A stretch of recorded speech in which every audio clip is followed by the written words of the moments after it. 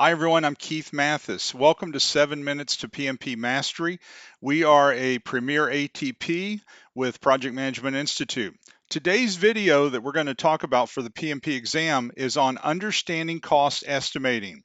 A lot of times, many of us have inherited budgets from management or the director of the PMO, and maybe that is not something you typically get involved in. For the purpose of your PMP test, you're going to have to understand how to do project estimating because the estimate is a big part, and as a certified project manager, the expectation is that you would be able to do this as well. In project management, cost begins as an estimate and quickly becomes an expectation as we begin talking about it. So those early estimates are very important for us. And so let's look at how those estimates come about in the PMI world. So here's some myths about cost estimating. Costs are already set before you're assigned a project. That might be true in your situation, but don't think like that for the PMP test. Think in the PMP test that you're starting all the way from the project charter all the way until the handoff of that project. Costs are set by management and the PM or the team. Typically, for the purpose of the test, you need to think that the project manager is the one creating that budget, unless you're talking about agile. And even on the agile side, the team is the one who has most of the authority. And of course, you've got the customer embedded in that team most of the time. So he or she is most of the time controlling their own budget on some of those questions. Cost only focuses on the budget and not on estimating techniques. That's not true. You need to understand these estimating techniques. And some of these estimating techniques will not only be brought up on cost, but they'll also be brought up over on the schedule side. Cost estimating never changes. That's not true. You might change how and why you're doing an estimate a particular way because of crisis or because of some opportunity that comes up on your project.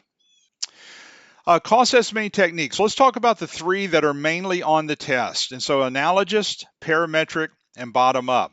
Now these three are talked about. They will give you scenarios. They don't typically tell you it's an analogous or it's a parametric or a bottom up. They just describe what's happening. Let's start with an analogous. Analogous cost estimating focuses on using a past project. That's almost always the way they will provide the information. This project is similar to a project you did 3 years ago or 5 years ago. Sometimes in the test question they will call this top down. Now I know in your world top down might mean something else, but for the purpose of the test, if they use top down, they're talking about analogous estimating. So like the current project in many areas, they'll make a phrase like that. This is like the similar project they did 5 years ago. Most effective when using recent or historical project data.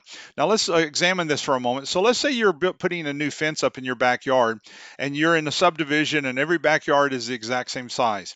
If your neighbor just put a new fence up for $5,000 and you're putting one up the next month, that estimate's going to be pretty close. But if your neighbor spent $5,000 10 years ago and now you're putting one up, and so it's probably going to be a lot more than $5,000. It's most effective when you're using recent or historical information. It's produced quickly, it relies on expertise, it adjusts for inflation, it's less detailed than bottom up, and that's the reason why we do it so many times in the early stages of a traditional project is because it is so fast. Parametric cost estimating. You will see this when they talk about using some type of statistical relationship to come up with an amount. So much per square foot, so much per linear foot. When they start talking about that linear foot, square foot, and so the estimate's going to be this, they're talking about a parametric. It requires reliable data. It's more accurate than an analogous, but it also is scalable for any size project and can be applied to cost, time, or resources. So they don't just do this one either. For cost. So what you'll see is look real close at how they came up with the number, the actual budget number. That's where the telltale sign is going to be on this. A lot of it will sound like something else, but look at how they came up with the numbers. If they're taking a statistical relationship to get that number, it's going to be parametric in spite of what everything else looks like. Bottom-up estimating connects to the work breakdown structure. And so this is considered to be the most accurate. And the reason is because you and your team typically work on this. So the way PMI sets this up is in any of their material is that when you first get a project, and this is typically going to be done on a traditional project, even though they are now starting to tiptoe over and use bits and pieces of this for coming up with Agile and Scrum estimates. But most of the time, it's going to be on the traditional. And so when you start seeing this, they go from creating a work breakdown structure to then coming up with the bottom-up estimate. And if you think about a work breakdown structure, it looks like an org chart, but it's a breakdown structure of all the work that you're going to do. So you're breaking it down in categories of work all the way down to the work package level. And then you're giving a duration for that, and you're giving a cost for each work package. Now, your work package is the smallest level of the WBS, but if I take a work package and bring it out here on my desktop, I can break that work package down into activities.